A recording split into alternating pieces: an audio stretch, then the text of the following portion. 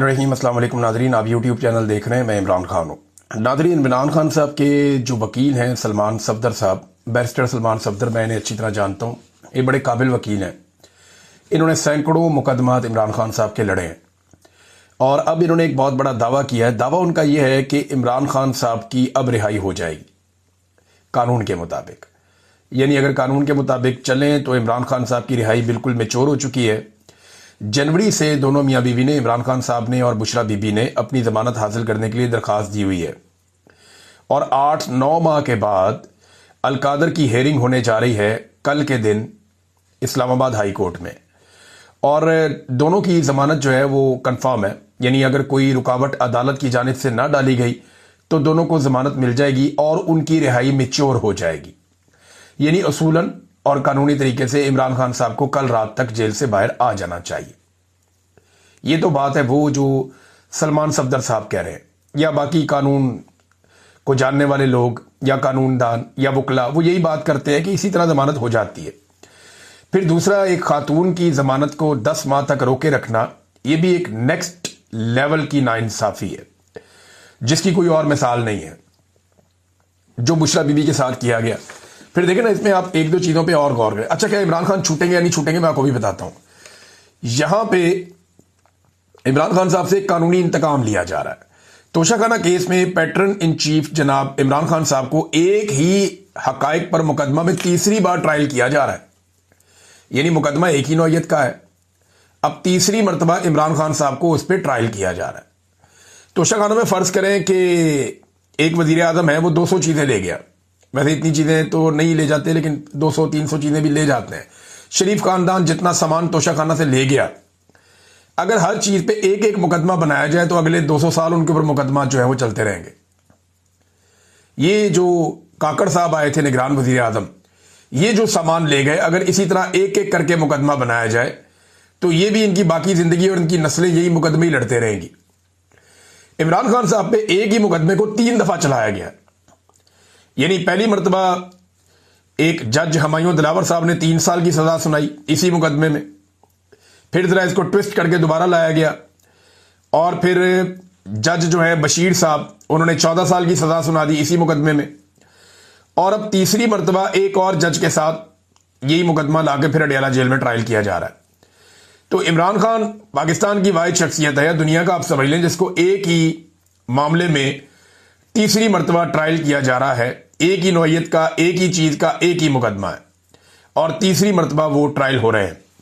इमरान खान साहब के वकील ने एक और बड़ी अजीब बात बताई। उन्होंने कहा जी 2 टोटल गवाह हैं जो इमरान खान साहब के खिलाफ आते हैं, जो काबिल जिक्र है, बाकी तो सारे झूठे ही साबित हो गए हैं। एक इनामुल्लाह शाह, ये इमरान खान साहब के साथ ही होता था। एक सुहेब अब्बासी।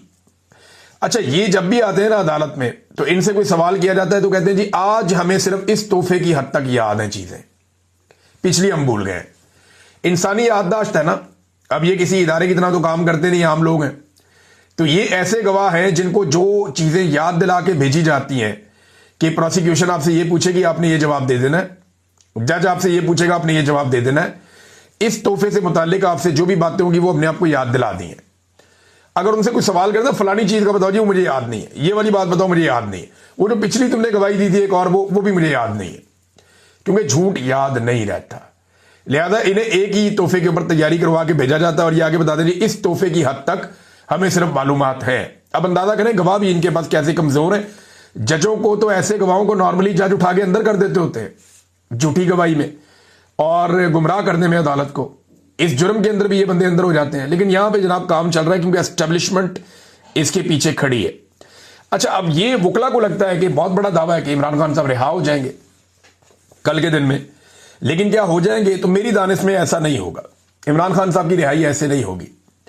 अगर किसी वक्त इमरान खान साहब रिहा होंगे भी ना और एस्टेब्लिशमेंट पे बहुत ज्यादा दबाव होगा इमरान खान साहब को रिहा करने का, तो एस्टेब्लिशमेंट उससे पहले जो एस्टेब्लिशमेंट के अपने बहुत सारे ऐसे लोग हैं जो एस्टेब्लिशमेंट के वफादार हैं या एस्टेब्लिशमेंट जिन लोगों के साथ कंफर्टेबल है, उन लोगों की इमरान खान के साथ तवातर के साथ मुलाकातें शुरू करवा देगी, उन लोगों को रेलिवेंट करेगी और एस्टेब्लिशमेंट कोशिश करेगी कि इमरान खान की रिहाई, चाहे इमरान खान की अपनी जदोजहद के नतीजे में हो, चाहे अवामी जदोजहद के नतीजे में हो, चाहे सोशल मीडिया, आलमी ओवरसीज पाकिस्तानी और इंटरनेशनल और नेशनल प्रेशर के नतीजे में हो, कुछ भी हो, पाकिस्तान की एस्टेब्लिशमेंट कोशिश करेगी कि इसका क्रेडिट वो अपने लोगों को दे जो पाकिस्तान तहरीक इंसाफ में है, या कम से कम ऐसे लोगों को इसका क्रेडिट दे या उनको हीरो बनाए जो पाकिस्तान तहरीक इंसाफ के अंदर एस्टेब्लिशमेंट के एसेट्स हैं। कोशिश वो ये करेगी। लेकिन सोशल मीडिया का दौर है, लोग सारा कुछ खोल कर रख देते हैं। इमरान खान साहब खुद बड़े समझदार हैं। अलीमा खानम बाहर आई और उन्होंने आकर कुछ बातें बताई, इनमें कुछ चीजें बड़ी इंपॉर्टेंट हैं। एक तो देखें, मुझे नहीं लगता कि इमरान खान साहब की ऐसी रिहाई होगी। मेरे ख्याल में अलीमा खानम को भी यही लगता है और उन्होंने भी ये कहा कि ये तोशाखाना में इमरान खान साहब को पहले सजा देंगे और उसके बाद फिर अल कादर में जमानत मिलेगी, वरना ये होगा नहीं। क्योंकि बुशरा बीबी को भी अभी अंदर रखना है, वरना बुशरा बीबी को तो अब तक बाहर आ जाना चाहिए था। अच्छा जी, इमरान खान ने कहा कि इन्होंने पहले ही सजाएं लिख कर रखी होती हैं और ये सजाएं इन्होंने सिर्फ मुझे सुनानी होती है। इनके गवाह झूठे साबित हो रहे हैं, वरना अभी तक मैं बाहर आ जाता। इमरान खान साहब ने भी वही बात की। Chief justice Islamabad high court को बड़ी मेहनत करके ये लाए, जैसे इन्होंने 26 तरमीम ये वो सारा कुछ किया, और बार बार वो तारीख मनसूख करते हैं। वो बड़ी मेहनत कर रहे हैं इमरान खान साहब का केस ना लगे। 8-9 माह तो हो गए हैं, इमरान खान साहब का केस लगने ही नहीं दिया जा रहा। जो सबसे इंपॉर्टेंट बात इमरान खान साहब ने की कि वो बार बार आए, इमरान खान साहब ने बार बार इसके ऊपर बात की जब उन्हें मौका मिलता था, और बार बार आकर उन्होंने वादिया तीरा के वाकये पर अफसोस का और दुख का इजहार किया। इमरान खान साहब ने कहा कि खवातीन और बच्चों की शहादत पे उन्हें बहुत तकलीफ है। उन्होंने कहा कि मैं 1 साल से कह रहा हूं कि ऑपरेशन ना करें, यहां पे कोलेटरल डैमेज होगा, इसके नतीजे में नफरतें बढ़ेंगी और दहशतगर्दी बढ़ती चली जाएगी, और खैबर पख्तूनख्वा की हुकूमत को ट्रैप कर दिया गया है। अफगानिस्तान में भी वो ये कह रहे हैं कि इसी तरह हुआ था, जब अमेरिका दहशतगर्दों के ऊपर अटैक करता था या हमले करता था तो कोलेटरल डैमेज बहुत बड़े पैमाने पर होता था। करजई की और गनी के जो 2 अदवार गुजरे हैं उसमें उन्हें ये बहुत बड़ी प्रॉब्लम हुई है कि तालिबान जहां पे भी जाते थे उन्हें बहुत बड़ी सपोर्ट इसलिए मिलती थी कि लोगों के साथ जुल्म बहुत हुआ था ऑपरेशन के नाम के ऊपर।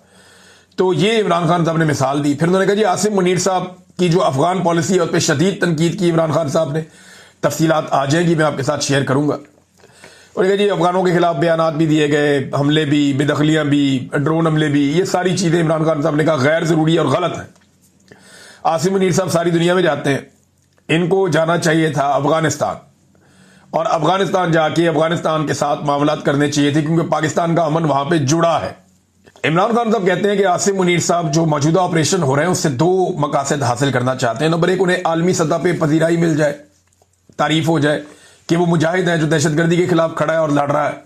तो ये ऑपरेशन शुरू करके वो एक ये तासुर बनाना चाहते हैं आलमी सतह पे। नंबर 2, पाकिस्तान तहरीक इंसाफ की मुकम्मल तबाही इससे उनको हासिल होगी, क्योंकि तहरीक इंसाफ जो है वो खैबर पख्तूनख्वा में उनकी हुकूमत है। जब इतनी दहशतगर्दी बढ़ेगी, लोगों का कत्लेआम होगा, ऑपरेशन के नतीजे में कोलेटरल डैमेज होगा, तो वहां जो इंतजामी जमात है वो कमजोर पड़ जाएगी। ANP के साथ भी इमरान खान साहब कहते रहे माजी में ये हुआ था। अब अगर आप गौर करें कि ये अफगानिस्तान के बारे में पॉलिसी बदली कैसे, लोग कहते हैं कि इमरान खान और शहबाज शरीफ दोनों की सोच में फर्क है। ऐसा नहीं है, ये जनरल बाजवा और जनरल आसिम मुनीर की सोच में फर्क है। जनरल बाजवा इस बात के कायल थे कि अफगानिस्तान के साथ हमें मामलात बेहतर करने चाहिए। इमरान खान साहब उन्हें इसमें ओके करते रहे कि बातचीत करो, बैठो, एंगेजमेंट करो, हालात को बेहतर करो। ये इमरान खान साहब की सोच थी। लेकिन दहशतगर्दों को वापस लाने का जो आइडिया था वो जनरल बाजवा का, जिसे इमरान खान साहब की काबीना ने मुस्तरद कर दिया था कि ये नहीं होगा, इस पर मजीद डिस्कशन कर लेते हैं लेकिन ये नहीं होगा और इससे नुकसान हो जाएगा। हमें पहले अफगानिस्तान की हुकूमत को एंगेज करना चाहिए, बातचीत करनी चाहिए। लेकिन फिर इमरान खान साहब की हुकूमत खत्म करके बाजवा साहब ने अपनी मर्जी कर दी और दहशतगर्दों के जत्थों के जत्थे वो पाकिस्तान में बुलवा लिए। आसिम मुनीर साहब आए तो वो टोटली अफगानिस्तान के बिल्कुल खिलाफ उनकी पॉलिसी थी, एंटी अफगान।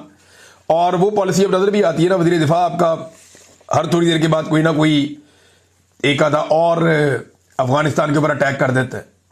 वो कह रहे जी हमारे भाई कोई नहीं है अफगान, हमारे दुश्मन है। ये ख्वाजा आसिफ वजीर दिफा बार बार कह रहे हैं। तो इमरान खान साहब ने बड़ी क्लियरली ये कहा कि खैबर पख्तूनख्वा की हुकूमत ट्रैप हो गई है। 4 लोग बहुत जरूरी हैं, या 4 जो जगह है वहां पे बहुत जरूरी है कि आप काम करें ताकि कबायली इलाकों में अमन आ जाए। नंबर 1, अफगानिस्तान की हुकूमत, पाकिस्तान की हुकूमत। नंबर 2, नंबर 3, जो पाकिस्तान के कबायली अवाम है, नंबर 4 जो अफगानिस्तान के वहां के मकामी अवाम है। ये जब तक आप चारों इकट्ठे होकर फैसला नहीं करेंगे और एक कोऑर्डिनेशन नहीं बनेगी, तब तक आप दहशतगर्दी को कंट्रोल नहीं कर सकते। दहशतगर्दों से किसी किस्म के मामलात नहीं होने चाहिए, उनके खिलाफ कानूनी कार्रवाई होनी चाहिए, लेकिन वो कानून के मुताबिक, एग्रीमेंट्स के मुताबिक और एक मरवजा तरीकाकार जो है उसके मुताबिक होना चाहिए। ये नहीं कि आपने जेट तैयारे और ड्रोन हमले और अंधाधुन और किसी को एतमाद में नहीं लिया हुआ, उससे दहशतगर्दी मजीद बढ़ती जाएगी, ये आग लगती जाएगी जब तक कि आप एक कोऑर्डिनेटेड एफर्ट नहीं करेंगे। ये इमरान खान साहब ने कहा। अब नाज़रीन, जो तफसीलात आती हैं बाद में वो मैं आपके सामने शेयर कर दूंगा। एक और नाज़रीन जो डेवलपमेंट है, ये एक दो डेवलपमेंट है पाकिस्तान की मईशत के हवाले से बड़ी खौफनाक है। इसमें पाकिस्तान का जो मुआशी तरक्की का मॉडल है वो मुकम्मल तौर पे नाकाम हो गया, और ये मैं नहीं कह रहा, ये आलमी इदारे कह रहे हैं। वर्ल्ड बैंक की रिपोर्ट आई, वो कह रही थी गुर्बत में लगातार इजाफा हो रहा है। 8 साल की बदतरीन गुर्बत की सतह इस वक्त पाकिस्तान में मौजूद है। यानी इमरान खान साहब के पूरे दौरे हुकूमत में पाकिस्तान में गुर्बत इतनी ज्यादा नहीं थी जितनी अब है। कोरोना वायरस के दौरान भी पाकिस्तान के हालात इतने बुरे नहीं थे जितने अब है। और ये जो माशी तरक्की का मॉडल तबाह हो गया, ये क्या है, इसको जरा आप समझिए। इन्होंने जो मुआशी तरक्की का मॉडल बनाया ना, मौजूदा हुक्मरानों ने, वो अवाम को नचोड़ने का बनाया और अवाम की जेबों पे बोझ डालने का बनाया। जिस तरीके से ये आईपीपीज को लेकर आए, जिस तरीके से एस्टेब्लिशमेंट ने अपनी मर्जी के फैसले किए, जिस तरीके से SIFC बनाई गई, ये जब लोग गरीब होते चले जाते हैं, कमजोर होते चले जाते हैं, तो कोई भी मईशत काम नहीं करती, कोई भी मॉडल काम नहीं करता। तो अब ये मॉडल एक्सपोज हो गया है जो शरीफ खानदान ने, जरदारी खानदान ने या पाकिस्तान की एस्टेब्लिशमेंट ने मिलकर बनाया था। इमरान खान साहब बार बार एक बात करते थे कि ह्यूमन अपलिफ्ट, हमें इंसानों को तरक्की देनी है, हमें इंसानों को ऊपर लेकर आना है, बतौर मुआशरा सारे लोगों को आगे लेकर चलना है। जब कौम उठती है तो पूरा मुल्क उठ जाता है। ये चंद आप अलग अलग पिलर्स को आप उठा लेते हैं तो उससे मुल्क नहीं उठता। ये इमरान खान साहब बार बार कहते थे। जुल्फी बुखारी साहब ने इसको बड़ा अच्छा एक्सप्लेन किया है। वो कहते हैं जी Pakistan hybrid growth model is collapsing. ये जो हाइब्रिड मॉडल है, दोगला निजाम पाकिस्तान में कोलैप्स हो रहा है। जो गुर्बत है वो नेशनल लेवल पे, जो हमारा एक जरा लोअर लेवल हमने रखा हुआ है 25% है पाकिस्तान में, और इंटरनेशनल लेवल पे 45% पाकिस्तानी गुर्बत की लकीर से नीचे है। हमारी 37% यूथ जो है ना तो काम करती है ना तालीम हासिल करती है। बच्चे स्कूलों में जा नहीं पा रहे, माँ बाप उन्हें पढ़ा नहीं पा रहे, और बच्चों की एक बहुत बड़ी तादाद, यानी पाकिस्तान में लगभग आधे बच्चे जो हैं वो इस वक्त ग़िज़ाई किल्लत का शिकार है, वो अंडर ग्रोथ है, यानी वो पूरी तरह से ग्रो नहीं हो पा रहे। GDP पर कैपिटा ग्रोथ जो है वो 2% है। साउथ एशिया पूरे के अंदर जितनी है उससे आधी है हमारी, यानी इंडिया, अफगानिस्तान, ईरान, बांग्लादेश सारे हमसे आगे, हम सबसे पीछे हैं। ये जो ग्रोथ है हमारी GDP की, उसमें हम पीछे रह गए हैं। और एक्सपोर्ट्स जो है वो बांग्लादेश की $55 अरब है और पाकिस्तान की जो है वो $30 अरब है। ये भी एक बड़ी खौफनाक चीज है। तो एक विशियस साइकिल चल रहा है लो ग्रोथ का पाकिस्तान में, बढ़ती हुई महंगाई का पाकिस्तान में, बढ़ती हुई गुर्बत का और कर्जों का। और कर्जे पाकिस्तान किस तरह ले रहा है, जरा ये एक खबर मैं आपके सामने रखूंगा, आप ये देखें, आपको पता चलेगा कि पाकिस्तानियों को कैसे धोखा दिया जा रहा है और कैसे पाकिस्तानियों को ट्रैप किया जा रहा है। मौजूदा हुकूमत ने बैंकों से बहुत बड़े पैमाने पर कर्जे लेने का फैसला किया। अब ये जो कर्जे हैं ये 1275 अरब रुपए के कर्जे हैं, और ये कर्जे ले रहे हैं सिर्फ और सिर्फ जो एनर्जी का सेक्टर है वहां पे जो नुकसान है उसको पूरा करने के लिए। अब ये पैसे वापस कौन करेगा, ये पाकिस्तान की तारीख में पहली मर्तबा होने जा रहा है। जरा गौर से सुनिएगा, पाकिस्तान की हुकूमत पाकिस्तान के साथ करने क्या जा रही है। नॉर्मली क्या होता है, हुकूमत कर्जा लेती है, हुकूमत वापस करती है अवाम से टैक्स लेकर, वो मैनेज करते हैं कि यहां से ये टैक्सेस आएंगे, हम ये कर्जा वापस कर देंगे। लेकिन इन्होंने अवाम को ही गिरवी रख दिया है। वो कैसे, ये देखिए, 1275 अरब रुपए का कर्ज लिया जाएगा निजी बैंकों से, 18 बैंकों से यह कर्जा लिया जाएगा। उनके साथ जो मुआहदा है वो आज के दिन में हो गया, और बैंकों को जो कर्जे की वापसी है वो 24 महीनों के अंदर, 24 छमाही एक साथ में की जाएगी। 24 छमाही एक साथ के अंदर, यानी 2 साल को आप 3 से तरफ दे दे तो 6 साल में यह कर्जा वापस हो जाएगा। लेकिन इसके साथ इसका बहुत बड़ा सूद भी वापस होगा। तो यह कर्जा वापस कौन करेगा, यह है असल बड़ी खबर, कि जो आपको बिजली का बिल आता है ना उसके अंदर अब एक स्पेशल सरचार्ज लग कर आएगा। ये जो कर्जा हुकूमत अपने अल्ले तल्लों के लिए ले रही है, ये जो कर्जा हुकूमत ले रही है अपने खर्चों के लिए, ये जो कर्जा हुकूमत ले रही है वजीर आजम हाउस ऐवान सदर का अखराजात बढ़ाने के लिए, ये जो कर्जा ले रही है हुकूमत बैरूनी दौरों के लिए और अपना इंजॉय करने के लिए, ये कर्जा वापस आपको हुकूमत ने नहीं करना। ये आपके बिल के अंदर, बिजली के बिल के अंदर अगले 6 साल तक आपको सरचार्ज लगकर आएगा और बिजली सार्फिन से सरचार्ज के जरिए ये वसूली की जाएगी और इस तरह ये अदायगी होगी। अच्छा जी, अब ये पहले ही जो पाकिस्तानी है वो लगभग 3.25 रुपए से 3.5 रुपए तक ये सरचार्ज की मद में अदा कर रहे हैं। अब ये वाला पैसा भी आप शामिल कर लें कि ये इजाफी सरचार्ज आपको यूनिट के हिसाब से अदा करना पड़ेगा। यानी आप अगर 3.25 रुपए यूनिट पहले ही आप सरचार्ज दे रहे हैं तो अब आपको मजीद पैसा सरचार्ज की मद में आपको देना पड़ेगा और आपके बिल के अंदर लगकर आएगा और आप कुछ भी नहीं कर सकेंगे। ये आपकी हुकूमत इस वक्त पाकिस्तान के साथ खेल रही है। कोई अदालत इसका रास्ता नहीं रोकेगी। आप जाके चैलेंज है मेरा, किसी भी अदालत में आप चैलेंज कर दें।